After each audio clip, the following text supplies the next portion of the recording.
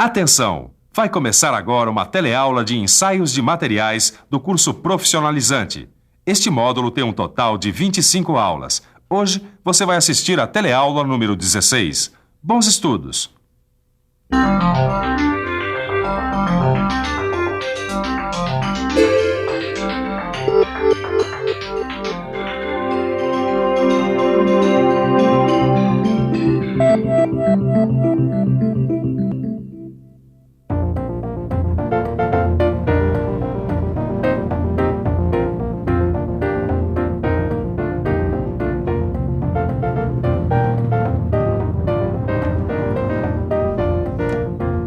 Os carros brasileiros têm que ter a suspensão reforçada por causa do péssimo estado de conservação das nossas ruas.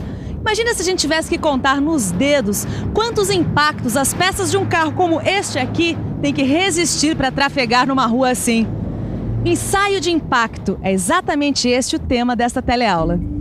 Na teleaula de hoje você vai saber por que os materiais dúcteis às vezes têm um comportamento frágil. Vai ver como é feito o ensaio de impacto e vai conhecer as características dos corpos de prova utilizados no ensaio. Imagina só se esse microfone aqui, por exemplo, caísse do 10º andar de um prédio. Ele seria totalmente destruído. Sabe por quê? Por causa da velocidade da aplicação da força, ou seja, por causa do impacto do microfone contra o chão. O ensaio de impacto é importante porque ele submete um corpo de ensaio a uma força brusca e repentina, nos dando informações precisas sobre o comportamento do material submetido a esforços dinâmicos. Preste atenção porque nossa teleaula está começando.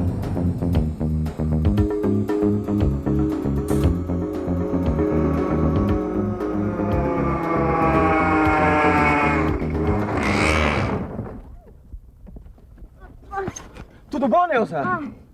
Tudo certo, Edgar. Eu não consegui fazer a curva. Poxa, ainda bem que os pneus amorteceram o impacto, hein? Você sabe que existe um ensaio específico pro impacto, né? Não, eu sei. Ainda bem, né, Edgar? Porque o impacto é uma coisa que acontece quando a gente menos espera. E a gente precisa saber como é que o material vai reagir a ele.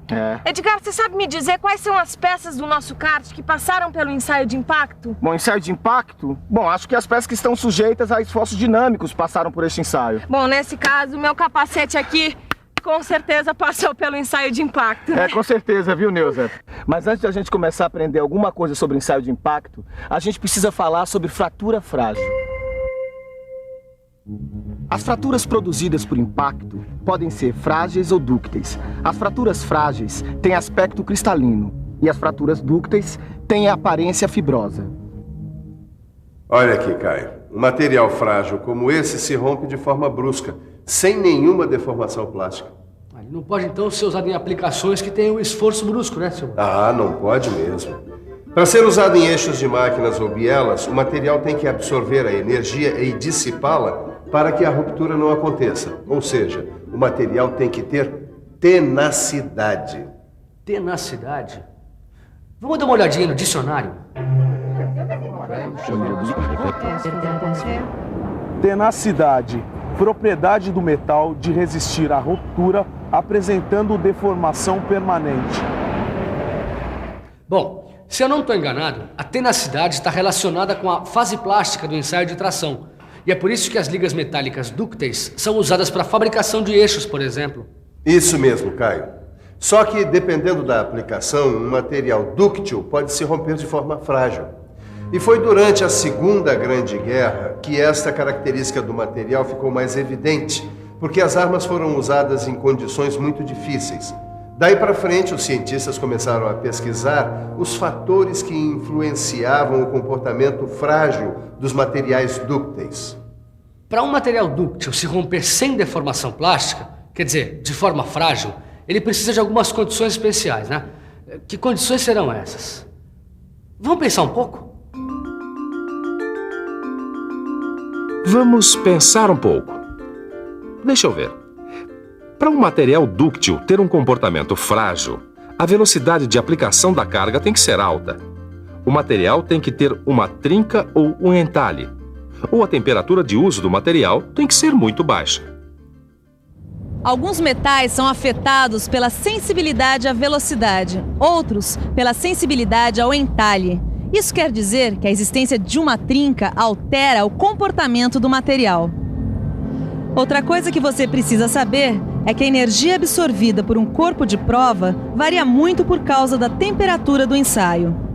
Até que não estragou muito, né, Neuza? Ainda bem, né, Edgar? Olha só, o para-choque nem quebrou. O material dúctil só sofre uma fratura do tipo frágil por causa da existência de trincas, da baixa temperatura ou da alta velocidade de carregamento.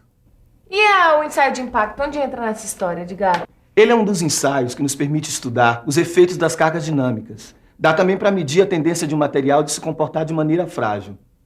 O impacto representa um esforço de natureza dinâmica, porque a carga é aplicada brusca e rapidamente. A força, mais a velocidade com que ela é aplicada, geram a energia de ensaio. Poxa, Edgar, agora eu tô curiosa para ver esse ensaio de impacto. É fácil, é só ficar de olho no ensaio.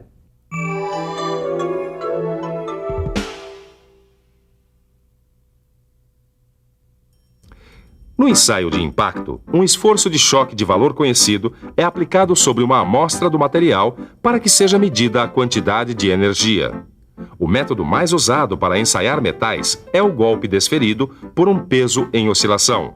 O pêndulo do martelo pendular é levado a uma certa posição e adquire uma energia inicial. Quando cai, ele encontra no seu percurso o corpo de prova, que se rompe.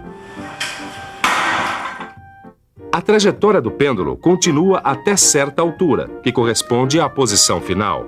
Nesta posição, ele adquire uma energia final.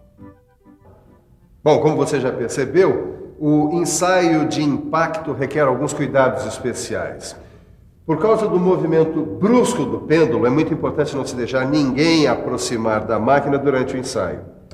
Prevenir acidentes é dever de todos. Caio, presta atenção. No ensaio de impacto, a gente tem que entender que a diferença entre as energias inicial e final corresponde à energia absorvida pelo material. De acordo com o Sistema Internacional de Unidades, a unidade de energia adotada é o joule. Agora, se a máquina for antiga, a unidade de energia poderá ser apresentada em quilogrâmetro. Tá, e essa escala aqui, hein? Ela indica a posição do pêndulo e é calibrada de modo a indicar a energia potencial. Lembra da fórmula? Energia potencial é igual a massa vezes aceleração da gravidade vezes altura. Bom, vamos ver se eu entendi. No ensaio de impacto já são conhecidas a massa do martelo, a aceleração da gravidade e eu conheço também a altura inicial. A única variável que eu não conheço é a altura final. Que a gente vai conhecer justamente através do ensaio de impacto. O mostrador da máquina registra a diferença entre a altura inicial e final depois do rompimento do corpo de prova. E aí, Edgar? Falta a gente ver alguma coisa sobre o ensaio de impacto? Claro, Neuza, falta a gente conhecer os corpos de prova. No ensaio de impacto, são utilizadas duas classes de corpos de prova com entalhe, Charpy e Isod, que seguem as normas de especificações internacionais, baseado na norma americana E23 ASTM. Peraí, Edgar, mas como é que você sabe isso? Corpo de prova Charpy? A gente tem que ficar por dentro, né, Neuza?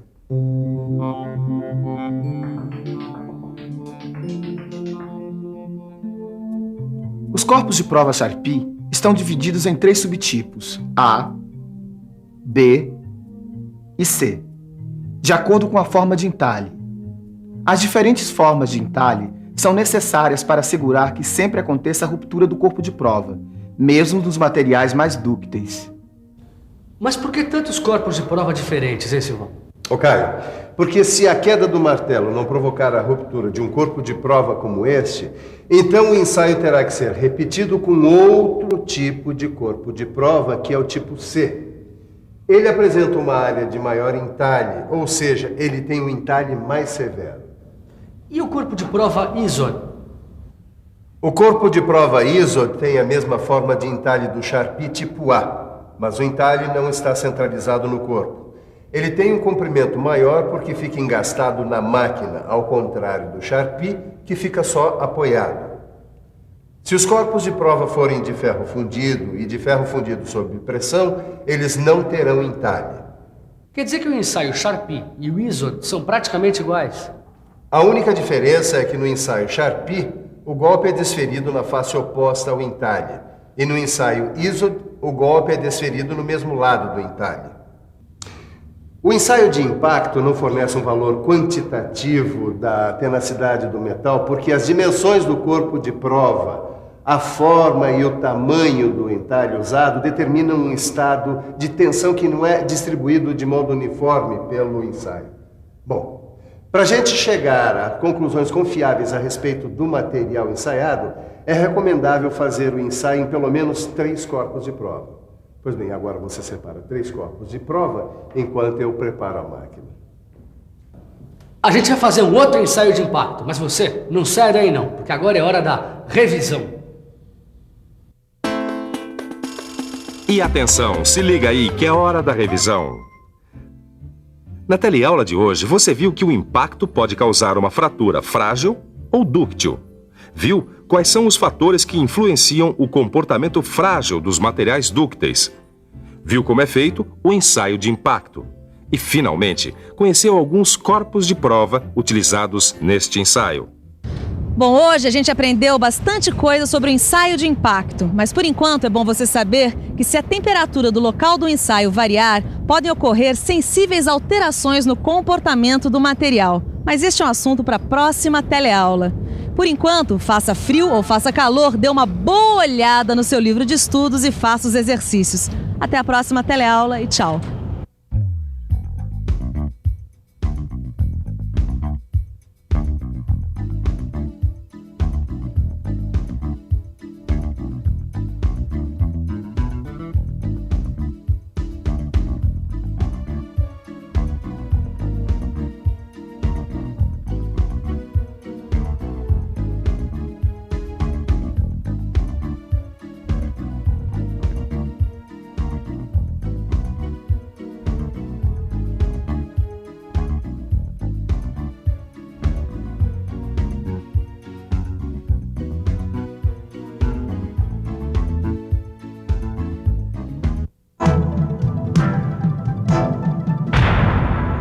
Telecurso 2000, um programa de educação do Sistema Fiesp e da Fundação Roberto Marinho.